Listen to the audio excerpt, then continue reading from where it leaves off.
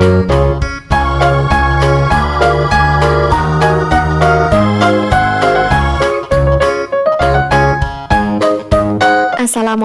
warahmatullahi wabarakatuh.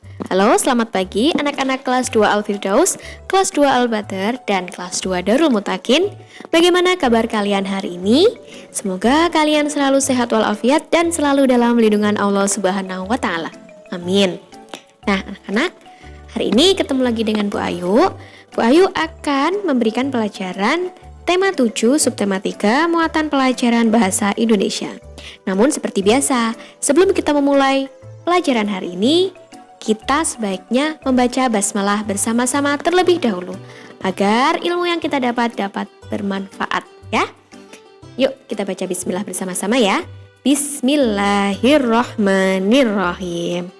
Oke, sudah siap? Simak videonya, jangan di skip-skip.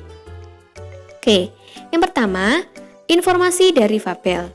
Fabel merupakan cerita fiksi singkat yang menggunakan hewan sebagai tokohnya. Hewan-hewan dalam fabel memiliki karakter atau sifat seperti manusia. Kemarin sudah dijelaskan ya oleh Bu Ika. Kemudian, kita dapat memahami isi fabel dengan cara membaca atau mendengarkan fabel dengan saksama. Informasi yang dapat ditemukan dalam fabel antara lain nama tokoh, karakter tokoh, dan peristiwa yang dialami tokoh. Jadi dengan kamu membaca atau mendengarkan fabel secara seksama, kamu akan mendapatkan informasi. Apa saja itu informasinya? Yang pertama yaitu nama tokoh. Nama tokohnya siapa aja? Nah, itu pasti kamu tahu.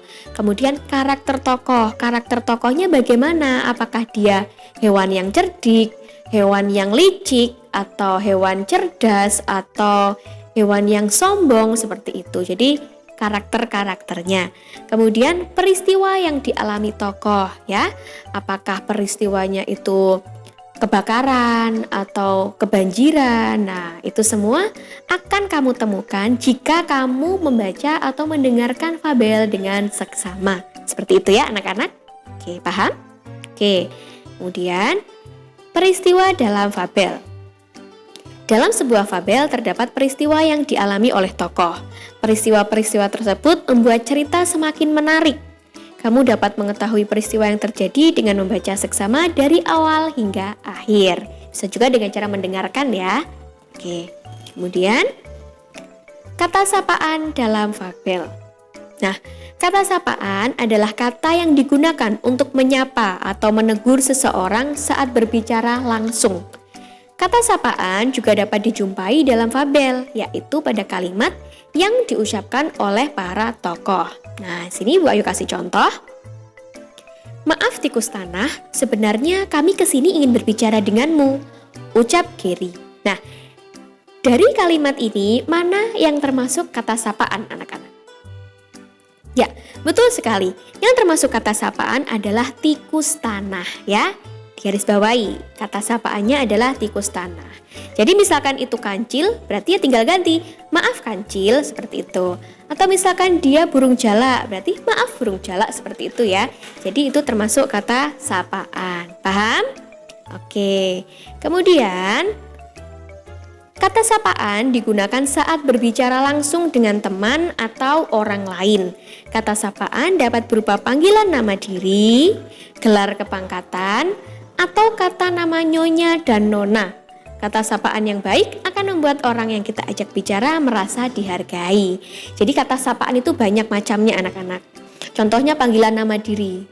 Jadi dia memanggil dengan namanya, nama yang diajak ngomong ya, seperti itu. Misalkan Bu Ayu mengajak ngomong Fahmi, seperti itu ya. Jadi yang disebutkan Fahmi. Fahmi, apakah kamu sudah mengerjakan PR? Nah, itu di garis bawahi kata sapaannya adalah Fahmi, itu nama panggilan. Kemudian ada gelar kepangkatan ya. Gelar kepangkatan itu ada dokter, guru, apalagi RT, lurah. Nah, seperti itu ya. Jadi disesuaikan. Paham ya anak-anak? Nah, kata sapaan dalam fabel dapat kamu temukan pada kalimat yang diucapkan oleh tokoh. Cara menemukan kata sapaan dalam fabel dengan membaca fabel secara seksama. Ciri-cirinya kalau kalimat yang diucapkan oleh tokoh itu ada tanda petiknya ya. Ada tanda petik di depan seperti itu dan di belakang ya. Paham? Oke. Kemudian, membuat kalimat menggunakan kata sapaan.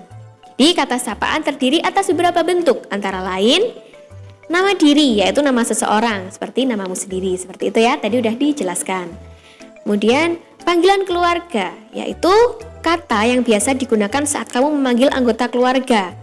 Bapak, ibu, kakak, dan adik. Ada lagi Pak D, Bude, Om, Tante, kakek, nenek, dan lain sebagainya. Itu panggilan keluarga ya. Oke, kemudian nama gelar atau profesi seseorang, yaitu nama jabatan atau julukan yang dimiliki seseorang seperti dokter, nyonya, tuan, dan nona. Tadi udah dijelaskan ya.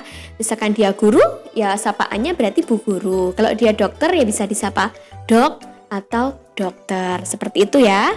Kemudian, nama pelaku atau peserta, yaitu kata yang biasa digunakan untuk memanggil orang yang ikut dalam suatu kegiatan, seperti penonton atau pendengar.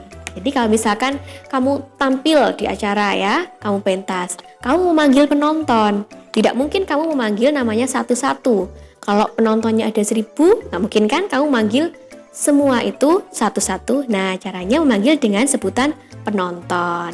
Itu ya. Paham anak-anak? Seperti biasa, kalau belum paham, kalian bisa tanyakan ke guru kelas kalian masing-masing. Ya? Oke, sekarang Bu Ayu memberikan tugas. Tugasnya adalah mengerjakan LKS Penilaian Harian Subtema 3 Muatan Bahasa Indonesia. Halaman 71-72, poin A sampai dengan poin C.